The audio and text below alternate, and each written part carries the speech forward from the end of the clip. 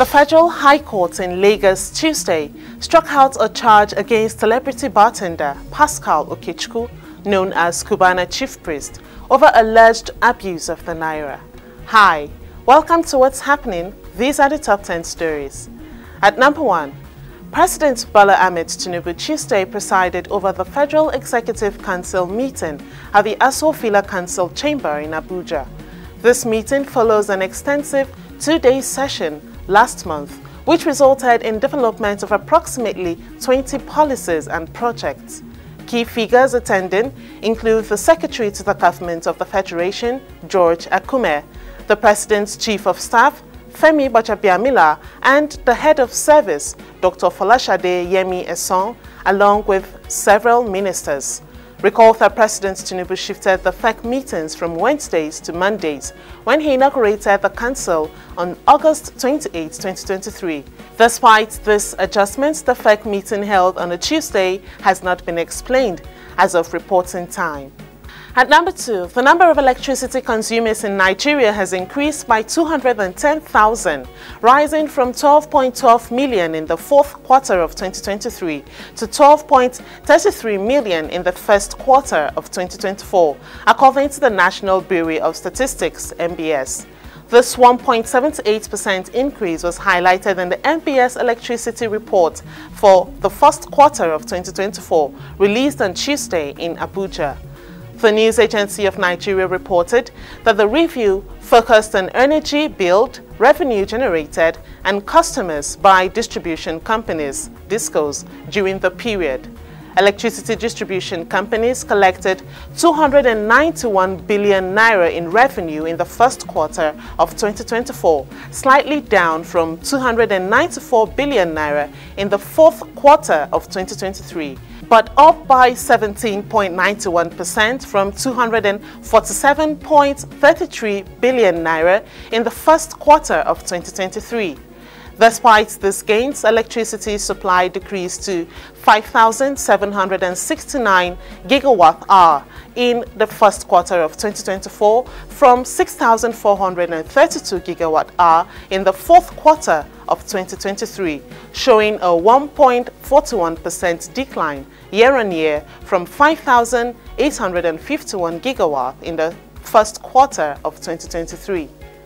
At number 3, the Minister of Information and National Orientation, Mohammed Idris, has commended the media for its vital role in combating terrorism during the opening of a two-day training workshop for defense correspondents and reporters.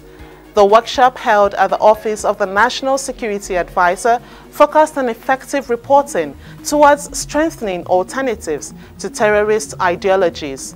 Idris underscored the media's power to shape narratives and promote peace, cautioning that misinformation and fake news can be as damaging as terrorism itself.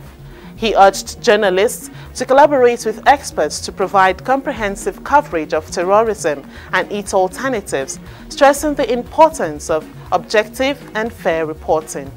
At number 4, the Nigerian Education Loan Fund, NELFUND, has announced a 14-day postponement of the application process for student loans for state institutions, citing low data submissions. The delay was prompted by the failure of many state-owned institutions to upload necessary student data and fee information to the NELFUND student verification system.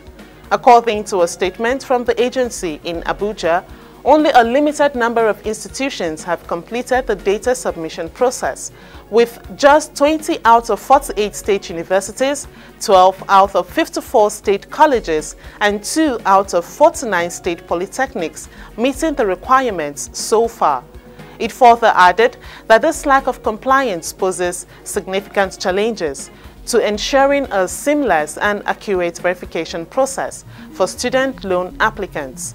Consequently, the application window, originally set to open on June 25, 2024, has been rescheduled to July 10, 2024. At number 5, the World Health Organization (WHO) Tuesday reported that alcohol kills nearly 3 million people each year, a figure it deems unacceptably high, despite a slight decline in recent years. According to the latest WHO reports, alcohol causes nearly 1 in 20 deaths globally each year through drunk driving, alcohol-induced violence, and various diseases. WHO Director General Tedros Adhanom Ghebreyesus emphasized the severe health risks posed by alcohol, noting some global reductions in consumption since 2010, but stressing that the overall health and social burden remains high. The report highlighted that the highest proportion of alcohol attributable death in 2019 was among individuals aged 20 to 39. At number 6, the Nigerian Army has announced as misleading an audio-visual recording circulating that suggests the army is recruiting Islamic fundamentalists and jihadists.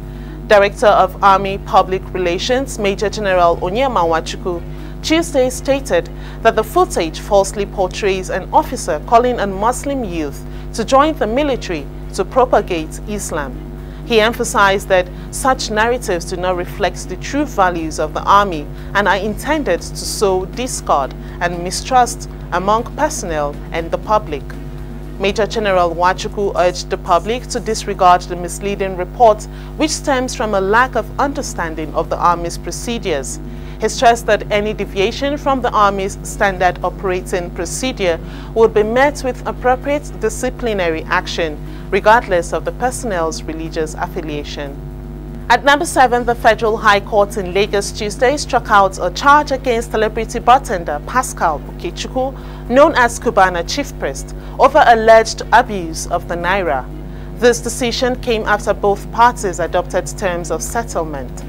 At the last adjourned date, the Defense Counsel informed the courts that the parties were exploring a settlement.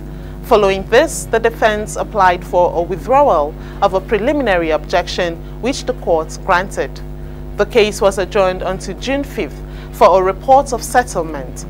When called on Tuesday, the prosecution and the defense both adopted the terms of settlement, and the court struck out the charge, cautioning the defendant.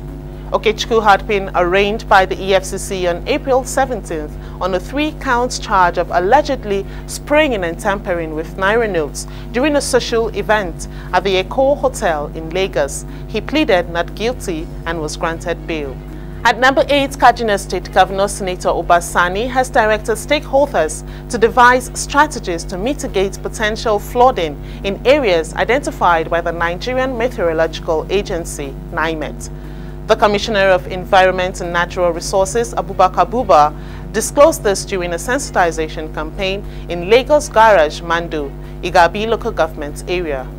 The initiative, known as the Stealing Drainage, is part of the Kaduna Agroclimatic Resilience in Semi-Arid Landscapes project, supported by the World Bank.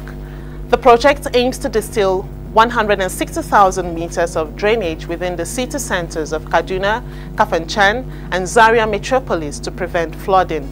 The Commissioner urged citizens to cooperate by assisting in cleaning drainages and keeping their areas clean.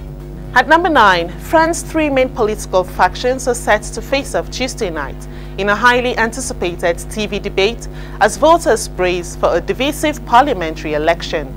According to AFP, President Emmanuel Macron, warning of a potential civil war, will see his Prime Minister, Gabriel Attal, of the centrist Renaissance Party, debate against Jordan Bardella of the far-right National Rally, RN, and Manuel Bompard of the left-wing France Unbowed. Polling ahead of Sunday's first round shows the RN is in the lead with 36% support, followed by the left-wing New Popular Front at 29.5% and Macron's camp trailing at 20.5%. Despite Macron's warnings, some political analysts believe the debate is unlikely to sway voters, with opinions already firmly established. Finally, at number 10, The Netherlands and Austria are set to face off in a crucial Group D match at the Olympia Stadion on Tuesday, which could determine their fate in the Euro 2024 tournament. The Netherlands leads the group with 4 points from 2 matches and needs only a draw to secure a top 2 finish. A win could see them clinch the group, depending on the outcome of France's match against Poland. Meanwhile, Austria, sitting on 3 points, could overtake the Netherlands with a victory and potentially claim the group's top spot if other results go their way. However, the historical context favors the Netherlands, who have won their last 7 matches against Austria, including a 2-0 victory in Euro 2020. The match kicks off at 17 o'clock Nigerian time, with Slovak referee Ivan Kruzliak officiating and Marco Fritz as VAR. That's it on what's happening. You can join the conversation on our website at www.rootstv.ng. Follow us on social media and subscribe to our YouTube channel at Roots TV Nigeria. Thank you for watching.